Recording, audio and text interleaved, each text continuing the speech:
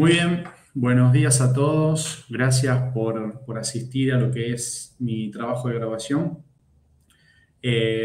Lo que vamos a estar viendo a continuación es el trabajo de grabación que realicé para la carrera de grado de Ingeniería en Computación del departamento FACET de la Universidad Nacional de Tucumán. Con nosotros se encuentran ahora mi tutor, que es el ingeniero Esteban Volentini, de la Cátedra de Laboratorio de Microprocesadores, el jurado, que está compuesto por la ingeniera Mariela Gómez López, el magíster Gustavo Juárez y el ingeniero Matías Giori. Vale aclarar que en su momento este trabajo comenzó hace mucho tiempo atrás, hará unos 8 años en Francia, con lo cual también en ese momento mi tutor o cotutor era el doctor Pablo Gruber y el ingeniero Daniel Cohen. Ya están jubilados, así que vale la pena aclarar los que formaron parte de este proyecto en sus inicios. Muy bien. Los contenidos que vamos a revisar a continuación de este trabajo es una introducción, la motivación y los objetivos que se plantean, UPAL, que es la herramienta que se empleó. Vamos a hablar un poco sobre UPAL y explicar de qué se trata esta herramienta muy interesante. Vamos a detallar un sistema de diagrama domiciliario, el cual luego se modelizó formalmente, que es el sexto capítulo, y finalmente las verificaciones que se realizaron y las conclusiones obtenidas.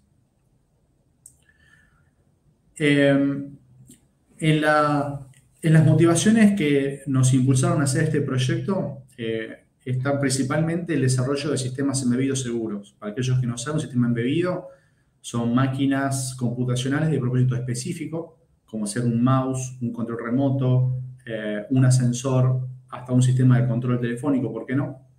Y a diferencia de un sistema de propósito general, como las computadoras, los celulares y las tablets, estas sirven a un único fin y son las que en mayor cantidad se producen a nivel mundial y nos rodean constantemente. Nuestros objetivos es poder asegurar este tipo de sistemas. ¿Cómo? Reduciendo los tiempos y los costos de los controles de calidad del software, algo súper importante. Muchos de estos sistemas terminan después empleándose para controlar sistemas de los cuales dependen mecanismos o incluso personas, como un respirador que hoy en día se utiliza en el COVID. Entonces es súper importante asegurar la calidad, pero sin detrimento de los costos de desarrollo. Para esto es muy importante aumentar la velocidad de los chequeos de los diseños. ¿Para qué? Bueno, pues si abordamos un proyecto mal diseñado, depurarlo luego de que fue desarrollado es mucho más costoso, por lo cual es muy interesante poder detectar con la mayor celeridad posible si el diseño cumple, satisface o no las expectativas, los requisitos. Y finalmente, apuntamos a poder verificar automáticamente las soluciones previo a ser desarrolladas. Y esto es súper importante y en esto se centra el proyecto. Muy bien. Como tal, los objetivos fueron planteados en modelar bajo métodos formales un sistema embebido de tiempo real, en nuestro caso un sistema de alarma domiciliario. Vamos a analizar las ventajas y desventajas respecto de un diseño tradicional, que como se realizan muchos diseños hoy en día, no solo de sistemas embebidos, sino de un software, que es el ciclo de vida tipo cascada típico. Y vale aclarar que inicialmente este proyecto se realizó en colaboración con las cátedras del Laboratorio de Microcontroladores, de la carrera del Departamento de Ingeniería de la UNT, y en conjunto con el Laboratorio de Système Transport de la Université de Tecnología Belfort-Montbéliard de Francia, donde cursé algunas materias, una materia que me ayudó específicamente para este proyecto. Muy bien, ¿qué es un método formal?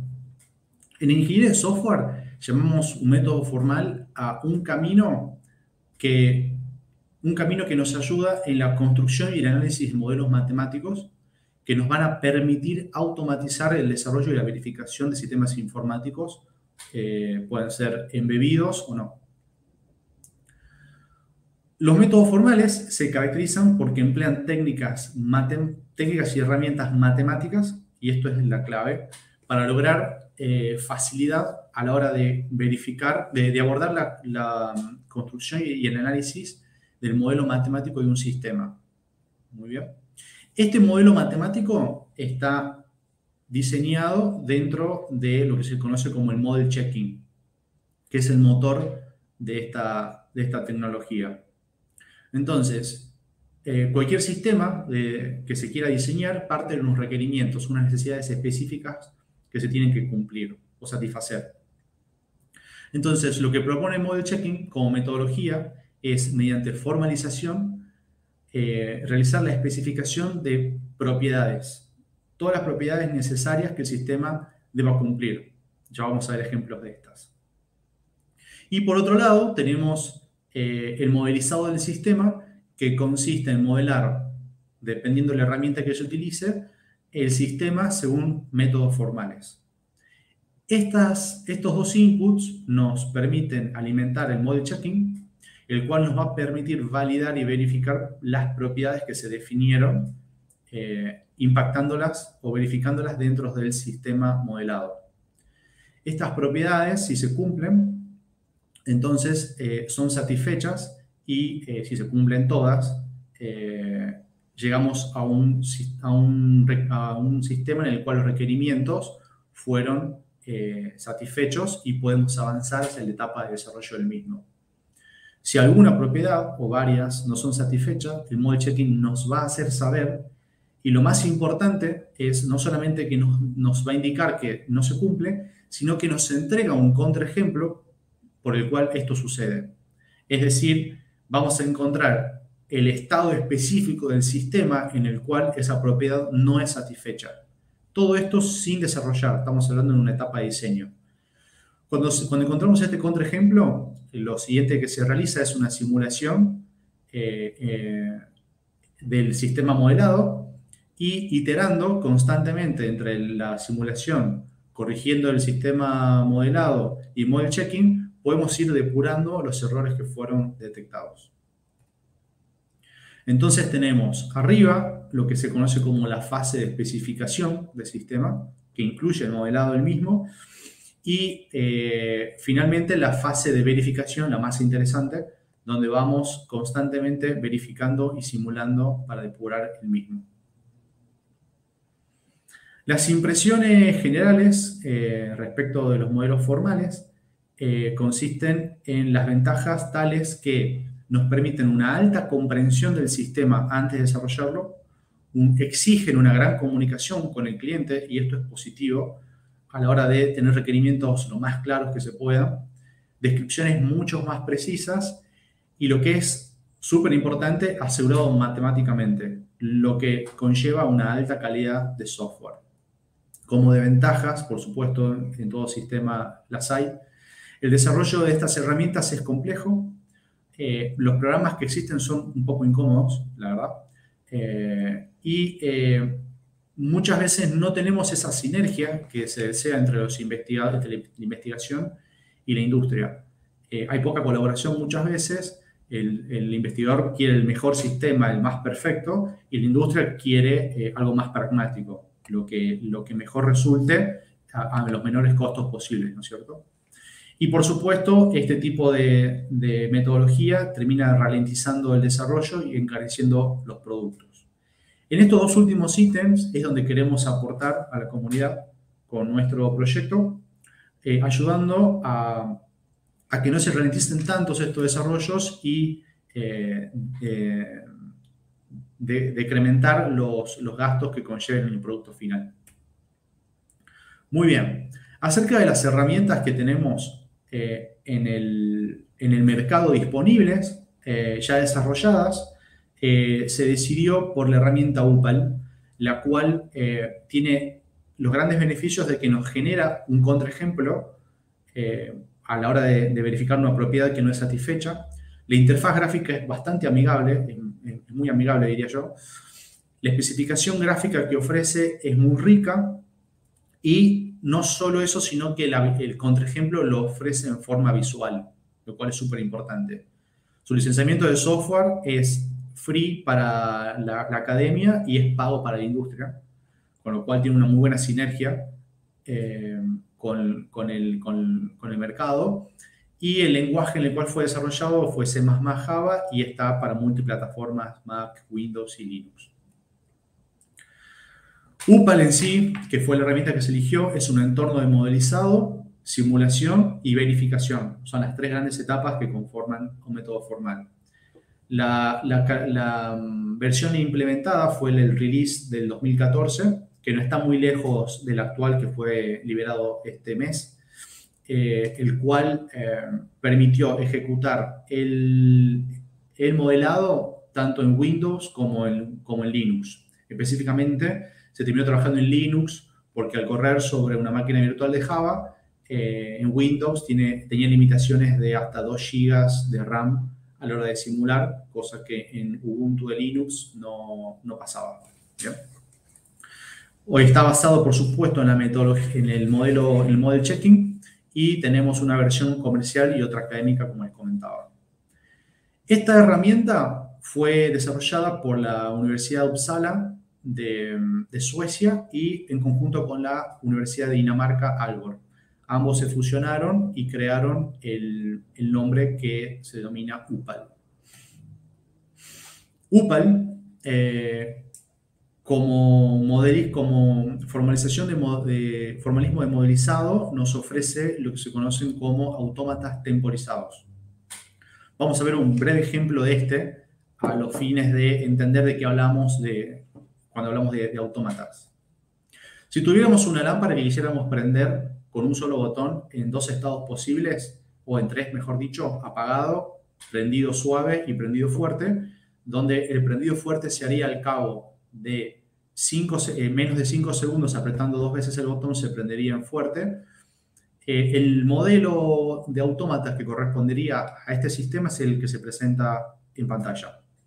Entonces tendríamos a la derecha el usuario que a través del canal PRESS se comunica con el autómata LAMP que a través del canal PRESS con signo de pregunta e interrogación va activando los diferentes estados. Entonces, si partimos en un estado off, al presionar el botón, el temporizador, que es la variable i, inicia en 0 y se pasa al estado de low. A continuación, como sucedió en menos de 5 segundos, se presionó nuevamente, pasamos al estado de mayor brillo de la lámpara y aquí podemos quedarnos indefinidamente hasta que se vuelva a presionar el botón press, el cual apaga la lámpara y allí prendimos la lámpara empleando un único botón en 2 estados de intensidad posibles. Si lo presionamos nuevamente a press y presionamos nuevamente antes de cumplirse dejando pasar los 5 segundos, la lámpara quedará en estado de low hasta tanto se la desea apagar presionando nuevamente el mismo botón, volviendo a estado off. Esto en una gráfica temporal se grafica de la siguiente manera. Arriba tenemos el tiempo y abajo los estados de la lámpara. Y es como UPAL modelaría este tipo de sistemas. Algo muy sencillo y lo presento a los fines de poder darles un contexto de cuando hablamos de autómatas temporizados de qué se trata. Muy bien. En cuanto a las propiedades, vieron que hablamos que es importante que el model checking nos permite verificar propiedades. Bueno, las propiedades que podemos interpretar, las propiedades temporales que podemos interpretar en UPAL surgen a partir de un árbol de estados globales. Vamos a ver a continuación los estados en verde corresponden a los estados que satisfacen la propiedad. Cada nodo de este árbol es un instante de todos los estados del estado global de todos los subestados de ese sistema, ¿okay? Cuya nomenclatura está escrita a la derecha. Esto quiere decir que partiendo del estado inicial, el de más arriba, para toda la evolución del sistema, todos los estados verifican la propiedad F. Por supuesto, esta es la propiedad más costosa de verificar en términos computacionales. Luego tenemos el siguiente ejemplo, el cual lo que realiza es, partiendo del estado inicial, existe al menos una evolución en la cual todos los estados verifican la propiedad F. Luego, para todos los estados iniciales, cualquier evolución posible debería llegar a un estado tal que verifique la propiedad F. Existe al menos un estado tal que, partiendo del estado inicial, arribemos a un estado global que verifique la propiedad F. Y finalmente, si el sistema llega a un estado que verifica la propiedad G, entonces, a partir de él se podría llegar a un estado que verifique la propiedad F. Con estas 5 lógicas temporales, podríamos combinándolas entre sí, podemos verificar cualquier sistema prácticamente. Okay. UPAL tiene 3 interfaces muy bien definidas, que es el editor, donde se modela los autómatas que se van a emplear. La interfaz de simulador, que es súper importante, ofrece un montón de información súper útil cuando se está verificando que el modelo se comporta como esperamos, y se comporta como esperamos es sujeto al humano, según cómo realizas esta simulación, donde puedes ir analizando a la izquierda las transiciones que va realizando el sistema, visualizar gráficamente cómo van pasando por los diferentes estados de los autómatas, que esto es re importante para hacer un debug del diseño. Y abajo nos genera un diagrama de interacción, un diagrama de transición o de interacción súper útil para enriquecer los casos de uso que después posteriormente se empleen en el desarrollo final para hacer el control de calidad. Finalmente, tenemos la interfaz del verificador de model checking, en la cual arriba podemos visualizar las propiedades que vamos verificando. Tenemos a la derecha los controles, el editor, aclaraciones, y abajo, señalado en verde, podemos ver si una propiedad es satisfecha o no.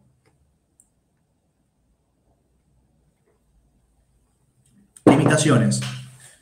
Las limitaciones que encuentro en el subset de C del lenguaje que utiliza UPAL, que se emplea en funciones que se realizan por detrás de los autómatas para ayudar en su mejor modelizado, es que el tipo de datos que tiene es un poco limitado, de hecho muy limitado, en algunas cosas como comparar enteros contra variables del tipo clock, que es una variable específica de UPAL para poder modelizar el transcurso del tiempo. Y el editor de texto, el editor gráfico es un poco básico, en el sentido de que,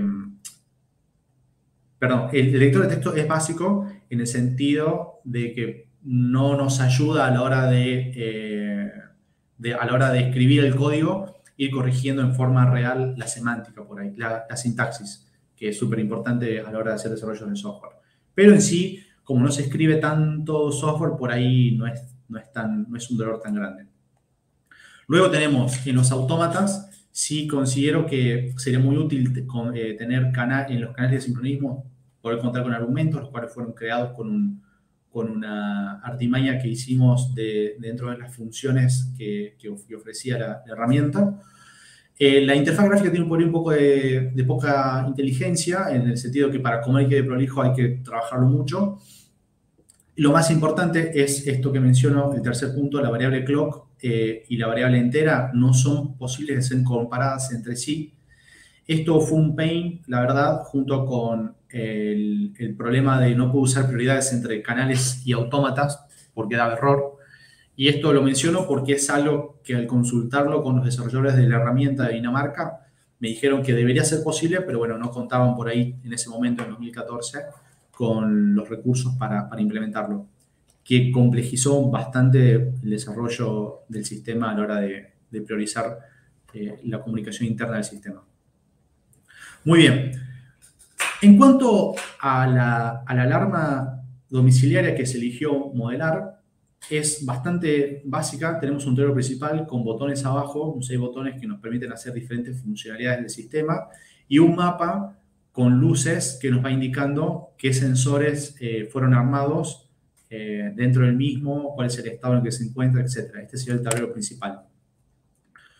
Luego tendremos el tablero remoto, el cual se encuentra en la entrada del hogar, posee un monitoreo un poco más limitado, porque no tenemos el mapa de sensores, y es el único capaz de habilitar e inhabilitar el sistema y armar en modo ausente el mismo. Si el plano del hogar fuera el siguiente, los sensores externos amarillos son los sensores de apertura, los sensores rojos indican los sensores de incendio, el verde el de movimiento dentro del hogar, el tablero central, el tablero remoto, las sirenas y los sensores antivandálicos. Y finalmente el sensor retardado, que es el que nos permite salir e ingresar al hogar sin activar inmediatamente la alarma. Un ejemplo típico del sistema sería, si ingresamos la clave especial, armamos los principales sensores, que es el incendio y el antivandálico, y se habilitan las sirenas. Si sucede un incendio, por supuesto, la alarma sonaría. Al ingresar la clave o armar presente el sistema, el mismo activaría más sensores, sobre todo los de exterior, sin habilitar todavía el sensor de movimiento interno. Y al ingresar un intruso, por supuesto, activaría el sensor y la alarma sonaría. Algo súper básico en un sistema de alarma domiciliario. Entonces, para diseñar este sistema se crearon algunos conceptos de abstracción. Entre ellos están los estímulos que involucran a los sensores y las teclas, las tareas que dan la funcionalidad a la alarma, la percepción de estímulos, que es una matriz de sensores, que se aplica a los sensores en función de qué estado está, veo cuáles son los sensores que me van a afectar al sistema. Y por último, los timers y la máquina de estado finita que modela al sistema, que sería esta que presentamos acá. Pasaríamos de inactivo a desarmado con la clave especial.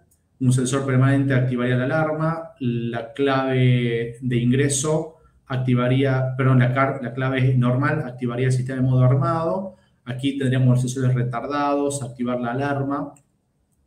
La misma clave deshabilitaría el sistema pasándolo a desarmado y la clave especial inhabilitaría el sistema para hacerle algún mantenimiento, etc.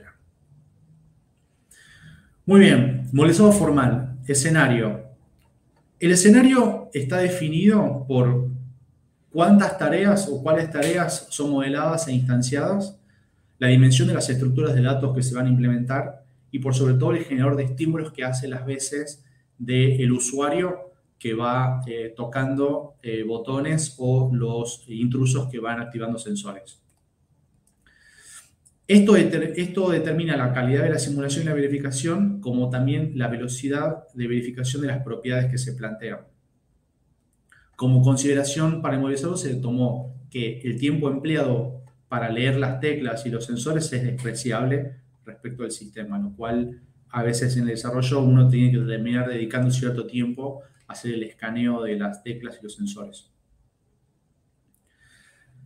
Las tareas que se modelaron de la totalidad de las tareas posibles que representan el sistema domiciliario son las que se encuentran a la izquierda y a la derecha. Si bien se modelaron para otras versiones, en esta versión 5.10 no fueron incluidas por un tema de recursos computacionales a la hora de verificar las propiedades. Básicamente queríamos mantener lo mínimo indispensable posible del sistema para poder verificarlo. Y las estructuras que se emplearon fueron de los 64 elementos posibles de entrada, se usaron solamente 8. Se permiten hasta 5 eventos simultáneos en la cola de evento. Vamos a ver qué es la cola de evento más adelante. Hasta 10 mensajes simultáneos en la cola de despacho. 4 tipos de mensajes distintos generados por un solo hilo de tarea. Y el vector de salida.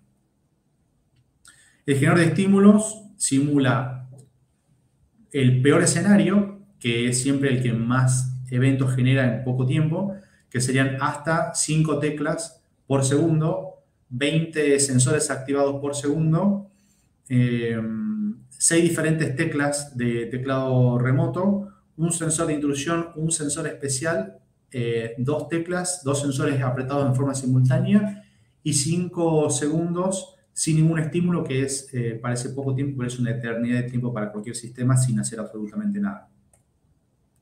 Los mensajes que se generan, que son los mensajes que utilizo para que los autómatas se comuniquen entre sí, son el tipo 0, que es aborta una tarea aborta otra tarea. Hay un evento nuevo que puede consistir, por ejemplo, en un nuevo timer que se quiere encolar para que nos avise posteriormente que un evento finalizó. El tipo 2, que es un nuevo estímulo, es decir, una tecla o un sensor, y una tarea que llama a otra tarea, es el mensaje tipo 3. Esta es la arquitectura del modelizado formal, y aquí es donde quiero detener un poco, porque esto es lo más importante y lo que mayor trabajo llevó lograr.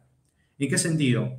A la izquierda tenemos el sistema base que serviría para aplicar a múltiples diseños de sistemas embebidos de tiempo real, donde tenemos un simulador de estímulos, que es decir, tiene que ser particularizado por cada sistema distinto que desarrollemos, la máscara de percepción y de la cola de despacho, junto con el despachador o el dispatcher, la cola de eventos y los timers asociados.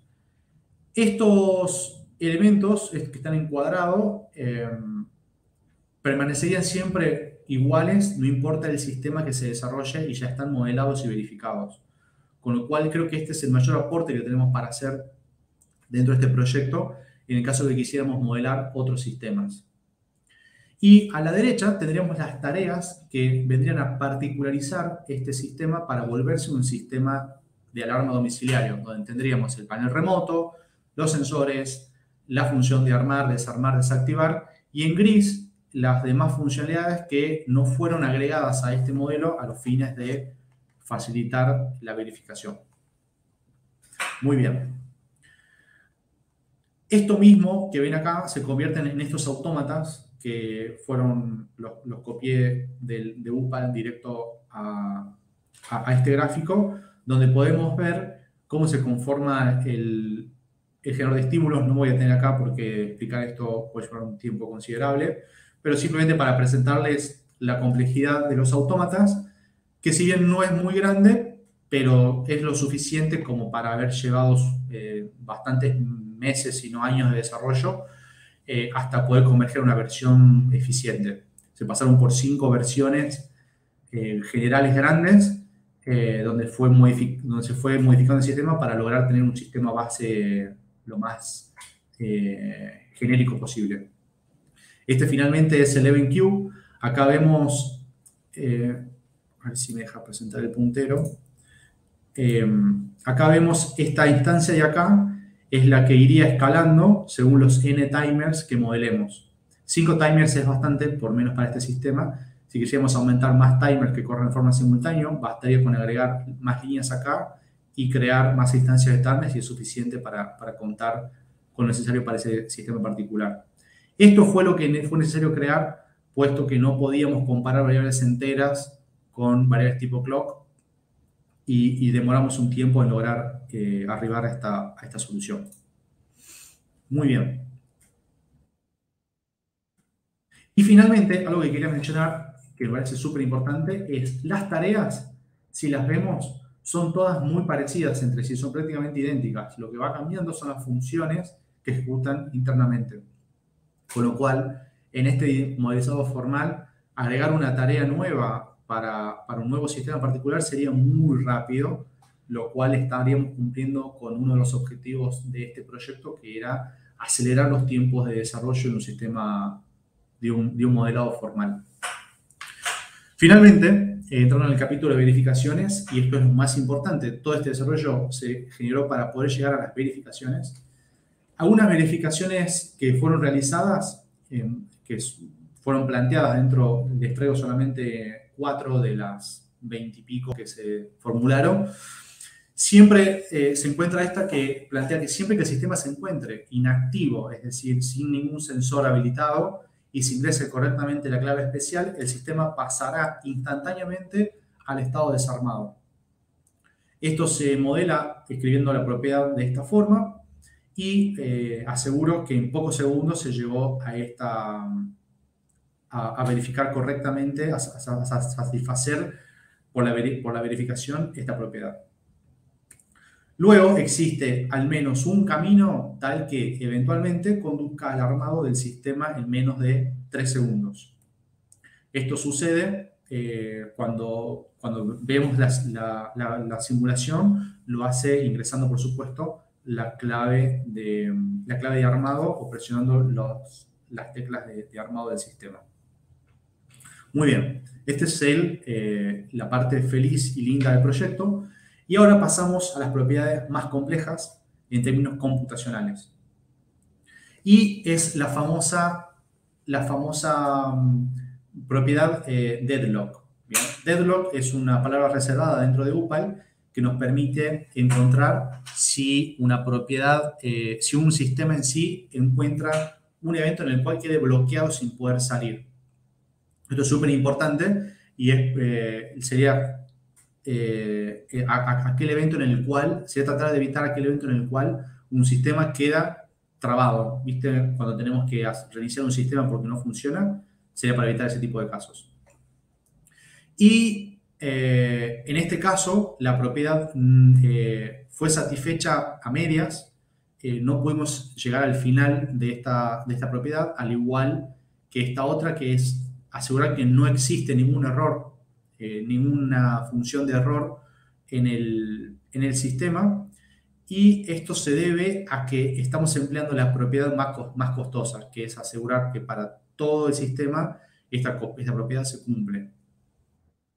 Al verificar esta propiedad se empleó un ambiente Ubuntu, que es básicamente un sistema operativo Linux. Se emplearon 8 GB de RAM y una versión de i7 bastante potente, pero bueno, ya un poco obsoleta, pero bastante potente. De todos los núcleos del procesador se empleó solamente uno, y eso es nativo de UPAL. Al verificar la propiedad, encontramos que el performance daba tal que a los 16 minutos la utilización de la memoria RAM escalaba, la memoria rápida de la computadora escalaba a 40%, con 1 millón de estados globales generados, sin utilizar aún la memoria swap.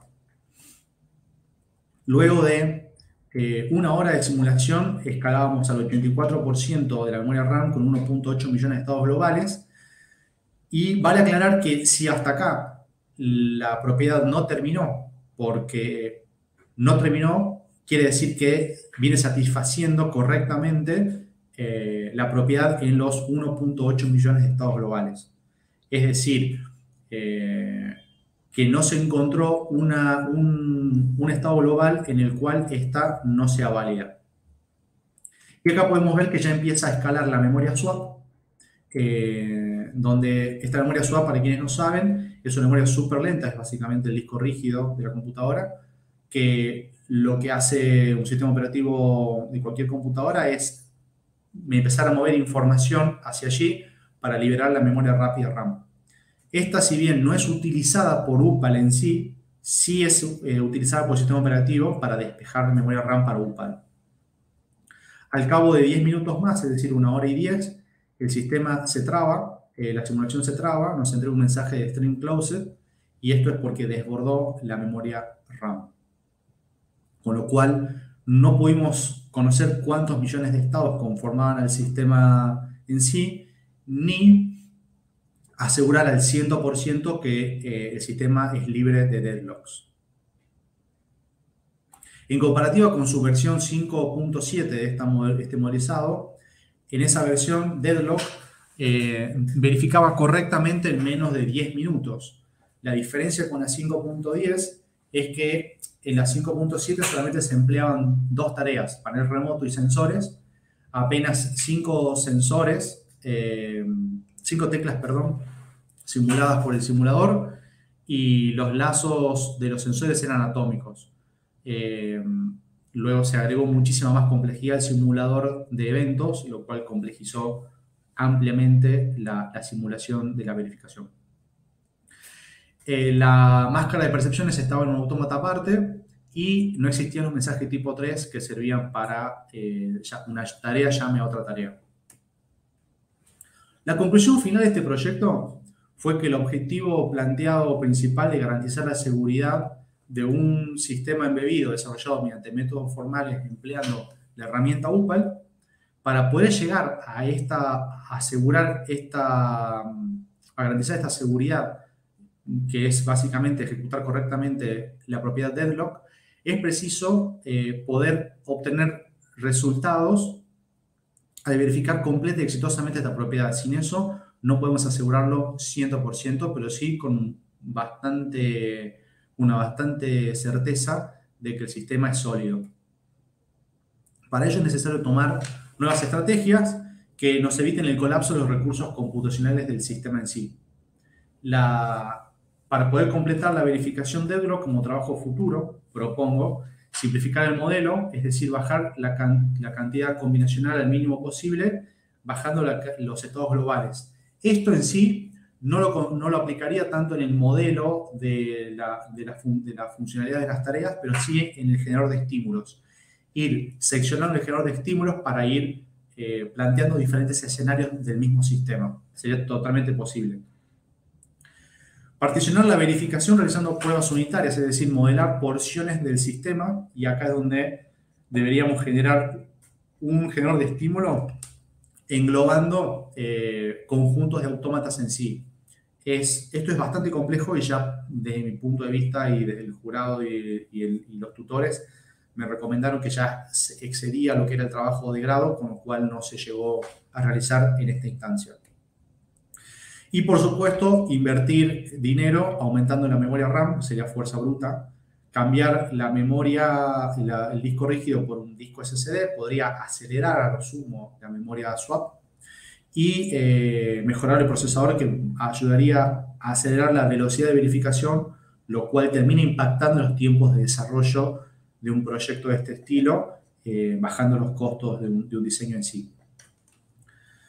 La experiencia mía en UPAL fue dentro de todo muy buena, a pesar que no se verificó la propiedad deadlock, porque lo recomiendo mucho para diseñar un sistema empleando sus capacidades de modelado y de simulación guiada, generar simulaciones guiadas, como les decía, generando diagramas de interacción súper ricos que nos proveen casos de pruebas que van a mejorar el testing del sistema final. Y es súper útil para realizar pruebas unitarias, tanto verificando las lógicas temporales que nos ofrecen los autómatas, como creando generadores de estímulos personalizados para cada evento o escenario que queramos simular. Muy bien, eso sería todo. Estoy atento a preguntas que quiera hacer el jurado.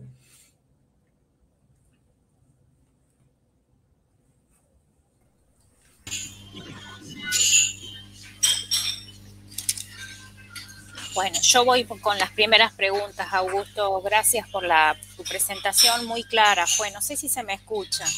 Sí, te escucho perfectamente. Bueno, perfecto. Las dos primeras es de curiosa que soy con respecto a la herramienta UPAL. Vos hablaste de que esta herramienta, la versión académica es libre. ¿Qué limitaciones tiene esa versión libre para la academia? Ninguna. Es exactamente igual que la versión industrial. La diferencia es que al descargarte la licencia tienes que contar con un correo electrónico cuyo dominio sea de una academia, y lo que hace UPAL es verificar ese dominio. Si ese dominio no corresponde a una institución académica, no te otorga la licencia, la descarga del software, te diría, ni siquiera la licencia. A la hora de ir a la versión industrial, sí entras en todos unos requerimientos para obviamente efectuar el pago. Desconozco cuándo sale, no averigüé, pero con la herramienta académica puedes hacer absolutamente lo mismo que con la industrial. Ah, bien. La otra pregunta está relacionada también con la misma aplicación.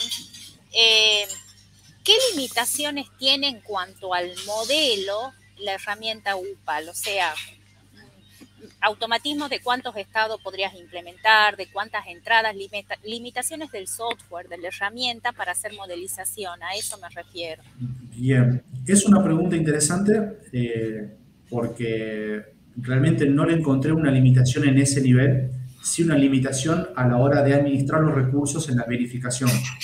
Esto termina impactando y está prácticamente ajustado por los recursos computacionales que tenga tu computadora.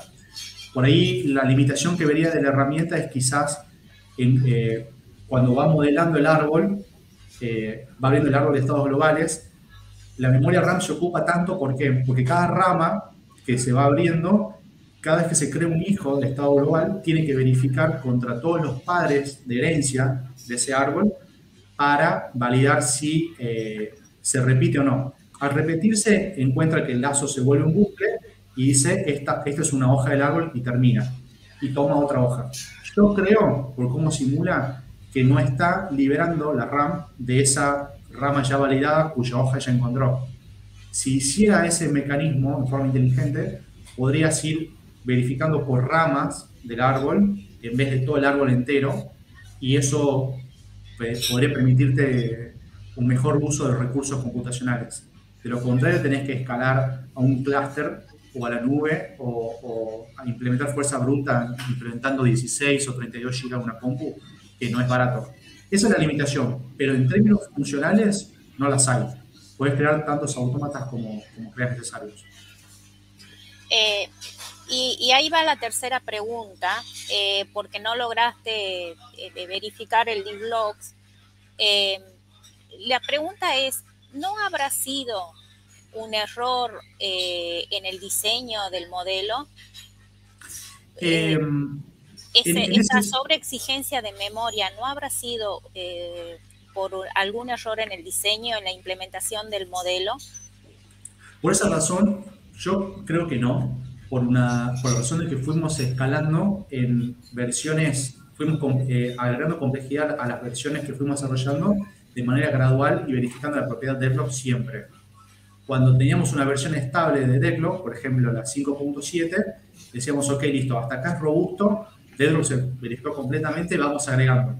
Fuimos agregando ladrillos de a poco, porque sabíamos que había una limitación computacional cuando hacemos simulaciones y veíamos lo que escalaba la RAM. Dijimos, vamos incrementando de a poco hasta que encontramos una cierta combinación de estímulos más tareas que te llevaban a esa situación de inverificación eterna, ¿no? Esa es la manera en que yo me aseguré de que el modelo no nos lleve a un bucle infinito. Está bien, está bien. Eso era lo que yo te iba a proponer, si habían hecho esa evolución gradual para ver si se verificaba esa propiedad. Totalmente. Está bien. Bueno, yo por mi parte no tengo más preguntas. Yo te querría hacer una consultita. No sé si la herramienta, yo voy a consultar igual que Mariela sobre la herramienta, ¿sí? La herramienta está actualmente en desarrollo continuo, te quiero decir, o una herramienta que está discontinuada. O sea, ¿cuál es su última versión? ¿Cuándo la han sacado? Es una buena pregunta. Lo mismo verifiqué y sigue en desarrollo. De hecho, la última versión, el último release, es de 2 de diciembre de este año. Las versiones posteriores siguieron hacia cosas muy interesantes, como la verificación en términos probabilísticos de un sistema. La verdad, no llegué a ahondar en esto. Creo que es súper interesante y amerita un esfuerzo para indagar y investigar de qué se trata, pero sigue en constante evolución. Se ven releases cada un año aproximadamente. Sí, sobre todo por lo que vos habías comentado, que habías tenido ese problema en la comparación entre los enteros y los timers, ¿puede ser? Sí. Por ahí se podría hacer una recomendación, no sé si tiene algún casilla, algo donde reciban las recomendaciones, digamos, para que lo pongan en versiones posteriores, ¿me entendés? Total. La verdad que lo realicé en su momento cuando estaba desarrollando esto. Me contestaron que efectivamente había encontrado un error en el sistema, en el desarrollo de ellos, y que en ese momento no encontraban con recursos para hacer un release rápido, con lo cual fue un motivo por el cual tuve que ajustar un poco el diseño, y viendo que seguía sucediendo algunos problemas, decidimos cortar un poco el proyecto porque ya el proyecto se estaba demorando por cosas que no podíamos controlar dentro del mismo, ¿no? Bueno, gracias, respondido. Bueno, de parte mía tengo 4 preguntas. En la introducción presentaste unas herramientas, un cuadro comparativo con las herramientas. Entiendo que aprendiste UPAL cuando estuviste en Francia, en la estancia en la UTBM. La pregunta es esta. En el estudio del arte que realizaste para este proyecto, vi que determinaste las otras opciones viables que son las que comparaste con UPAL. ¿Cuál sería de estas que descartaste la más viable en referencia a la siguiente opción de UPAL? Es una pregunta muy interesante. Tendría que volver a las diapositivas. Por favor.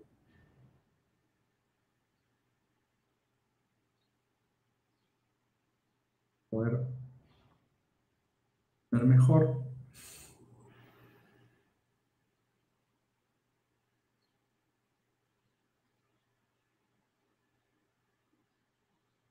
Tratar de ir directo desde acá.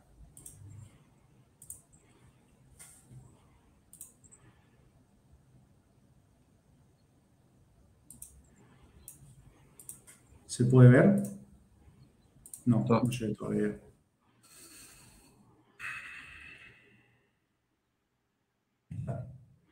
Bien, de estas herramientas, la más similar es esta que yo encontré acá como Tapal, pero el gran problema es que no nos ofrece un contraejemplo.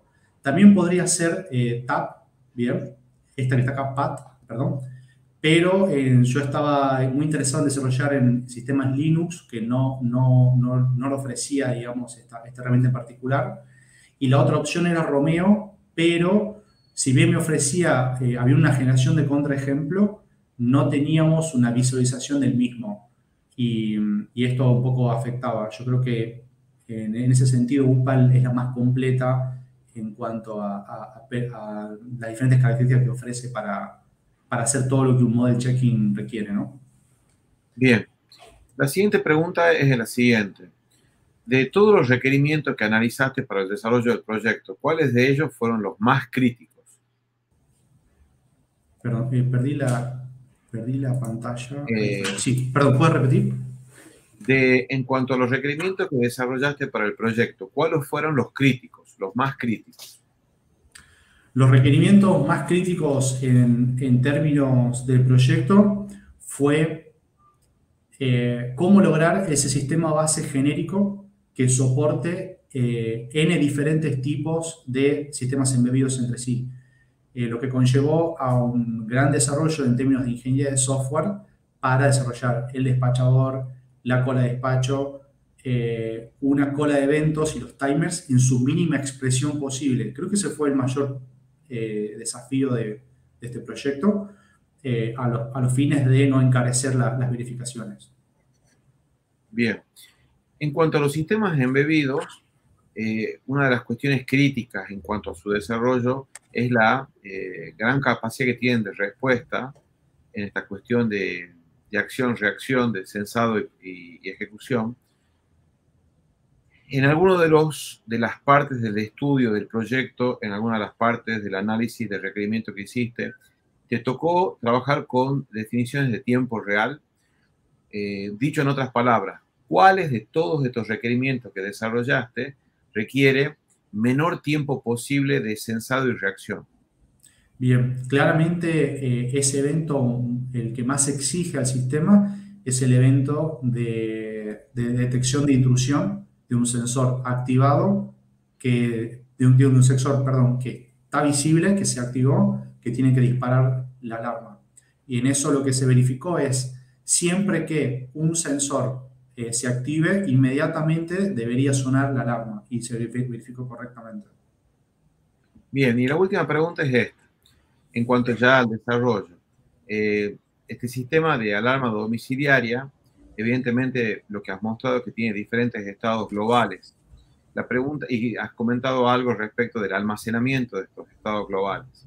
La pregunta es, si analizamos puntualmente la trazabilidad del sistema en cuanto a las fallas ocurridas, ya sea por mal censado o por algún tipo de falsa intromisión, ¿sí? Las fallas propiamente que se dan con los falsos positivos, ¿tenés alguna forma desde los datos de determinar el comportamiento sobre ciertos sensores de estos falsos positivos? Es una muy buena pregunta. En este modelado no se incluyó esa porción del comportamiento del sistema por la razón de que uno cuando realiza un sistema embebido de tiempo real y tiene que leer censados de teclas y de sensores, tiene que poder detectar el famoso debouncing, ¿no? Uno cuando presiona una tecla, en cuestiones de milisegundos o microsegundos, vamos a percibir una señal con mucho ruido producto del contacto mecánico que realiza el sensor, la tecla, etc. Esto es depurado por software, que sí se lo realiza en el código, que forma parte de los drivers, y va a una escala de tiempo mucho menor que la que se ve funcionalmente en el sistema. Estamos hablando del orden de los microsegundos, ¿okay? Ese modelado no se realizó por un tema de que iba a encarecer muchísimo el desarrollo. Sí considero que se podría modelar el debouncing como un autómata separado, generando un generador de estímulos que genere ese ruido. Ahora, con la versión que yo estaba trabajando, generar una señal de ruido dentro de UPA no era posible. Estimo que sí será posible con la versión probabilística que ofrecen, en la cual uno podría determinar qué chances hay de que tenga un ruido determinado en la señal y así poderlo depurar. Es importante también remarcar que UPAL apunta por ahí también mucho más al aspecto funcional, por ejemplo, de un protocolo, de un sistema en sí, que ya la parte de los drivers, que es la parte más exigente por ahí de un sistema embebido. Es una buena pregunta. Quedó por afuera del alcance de este proyecto por la complejidad y porque no tenía el soporte técnico dentro de la herramienta para hacerlo, ¿no? Perfecto. No tengo más preguntas. Estaba muteada. Sí. Yo una última pregunta con respecto a una de las consultas que te hicieron. ¿No analizaste la posibilidad de contactarte con los desarrolladores y plantear la solución, plantear la dificultad que tuviste con la verificación de la propiedad de Lux? A ver si eso es normal que se dé esa situación o no, o ellos lo tenían previsto de que podía darse una situación de saturación de ese estilo. Sí, me contacté, estuve bastante en comunicación, como decía, con un equipo de Dinamarca. Me comentaron que sí, que es posible que el sistema escale a esa complejidad. Me remarcaron el tema de mejorar por ahí el generador de estímulos en términos de no tener un tiempo muerto tan largo, con lo cual lo fui bajando, lo bajé a 5 segundos, antes estaba en mucho más tiempo, estaba en 30 segundos, y aún así no lograba simular. Luego lo que ellos me ofrecieron, ya cuando el proyecto estaba muy desarrollado, me pasaron el diseño con el cual se modeló el Mars One, que fue a Marte de la NASA. Era un mega diseño enorme y proponía otra manera muy diferente de abordar este tipo de soluciones.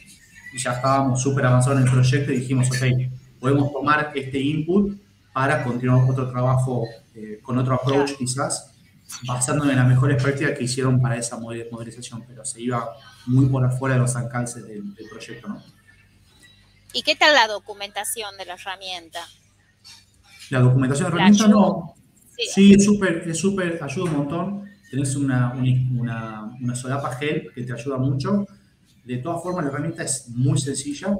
La verdad que en una semana, 2 semanas jugando con un modelito, terminás encontrando las funcionalidades que tiene, haciendo, por ejemplo, ese modelo de la lámpara o el famoso modelo de los trenes, porque también puedes hacer un autómata y instanciarlo N veces y ver cómo el sistema se comporta entre sí contra sí mismo. Es muy interesante también ese approach.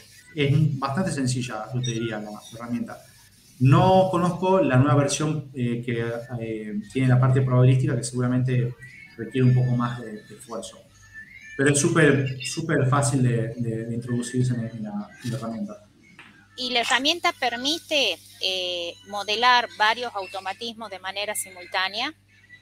Sí, bastaría con que abstraigas cada automatismo en un autómata o un conjunto de autómatas conforme ese automatismo contra otro subconjunto de autómatas, tranquilamente. De hecho, se usa mucho para eso, también en la modelización de protocolos de comunicación. Si yo quisiera modelar el agente y el cliente y el servidor, podría hacerlo, digamos, y ver cómo se interactúan entre sí a través de los canales entre ellos. Es un aspecto muy interesante de la herramienta. Bien, yo por mi parte no tengo más preguntas. Muy bien, buenísimo.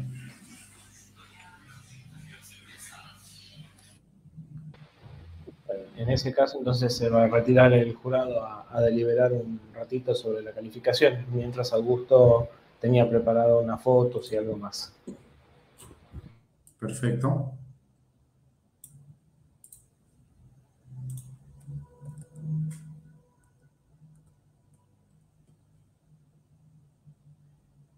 Bueno, voy a entrar a YouTube, donde están todos.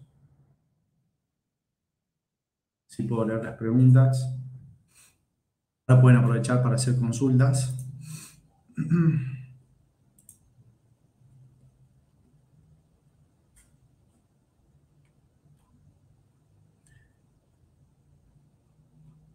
Bueno, no hay preguntas. Seguramente o entendieron todo o no se entendió nada. Creo que no lo estoy viendo. Bien. Bueno, muchas gracias a todos por venir. La verdad que fue un gran esfuerzo llegar hasta acá. Espero que salga todo bien ahora en la deliberación del jurado. Mientras tanto, les voy mostrando algunas imágenes de lo que fue mi estadía en Belfort, en Francia, donde estuve estudiando allá con algunos compañeros, unos colegas. Acá les presento el doctor Pablo Gruber, que en ese momento vivía en Francia, ahora vive mitad acá, mitad allá. Acá estábamos brindando simbólicamente con un té, estábamos brindando con un té en Suiza, un té que tenía vino con miel, me acuerdo. Tengo la taza todavía. Estamos brindando simbólicamente por lo que iba a ser esta recibida, seguramente. Un saludo grande para el doctor Pablo Gruber. Bueno, y quiero agradecer a todos los profesionales de la carrera de Ingeniería en Computación por el grandioso esfuerzo que hicieron siempre y la dedicación que le ponen. La verdad que fue un placer formar parte de esta carrera. Se disfrutó muchísimo, así que agradecidísimos por siempre con ellos que entregan tanto y por ahí no saben todo el efecto positivo que producen en una generación, ¿no? A mis tutores, por supuesto, al ingeniero Esteban Molentini, a mis ex tutores, el ingeniero Daniel Cohen y el doctor Pablo Gruber, que ya están jubilados, muy merecidamente jubilados. Obviamente a mis papás, a Carlos y a Leli, y a mis hermanas, que todos ellos cuatro siempre me apoyaron un montón, me estuvieron ahí bancando y pidiéndome siempre que termine esto, así que fue una remotivación para darles la sorpresa. Les di la sorpresa hace, creo que una semana que me recibía, no sabían que estaba terminando la tesis, no les quería generar falsas expectativas, pobres, así que nada, se la tomaron hermosamente lindo y ahora me están esperando allá en Tucumán. Por supuesto, mi amor, Romy, que siempre me bancó en esta última instancia, haciéndome el aguante los domingos, los sábados, sentados acá, sin salir, yo trabajando en esto, así que muchas gracias, mi amor, por siempre agradecido. Y por supuesto a mis compañeros de Facu y a mis amigos que generamos tan linda amistad tanto en el tiempo académico como después. Así que un abrazo y un saludo grande para todos los que están ahí mirando.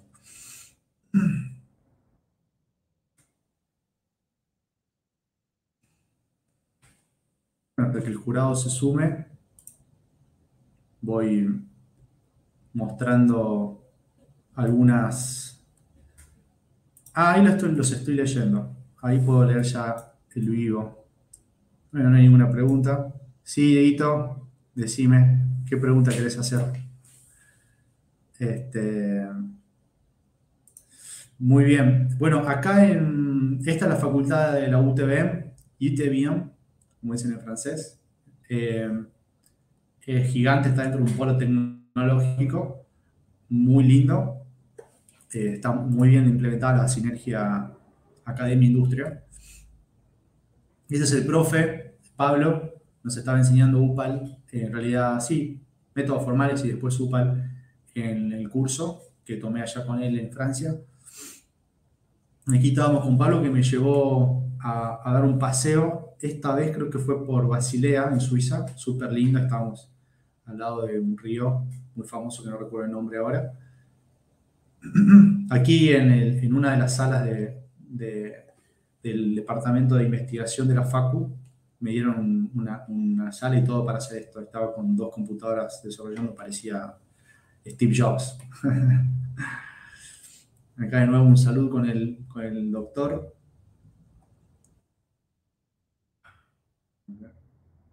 Esta foto es en Lucerna, también en Suiza, con...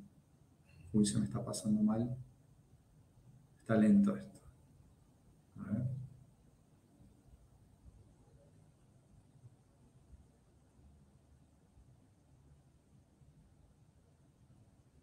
Bueno, ahí estábamos en Lucerna con Bernardo, mi compañero de habitación, mi roommate. Acá con todos los chicos extranjeros que llegaban en ese semestre, nos estábamos haciendo la visita por el fuerte de la ciudad, en Belfort, un fuerte muy famoso. Resistió todo tipo de invasión, incluso creo que la invasión nazi fue el único lugar de Francia que no se conquistó. Es súper grande, así se lo ve desde la ciudad, desde afuera, muy imponente, con su león ahí que representa las batallas que aguantó este gran fuerte. Y esta es la ciudad vieja, que está abrazada por el Pentágono, que forma todo este fuerte, ¿no? Es muy bonita, es muy, muy, muy linda, muy tradicional. Aquí aprendí a esquiar un fin de semana. Estamos por arriba de las nubes esquiando cerca de Belfort, súper lindo. Y esta era la vista desde mi habitación. Todo nevado, un poquito de frío se pasó.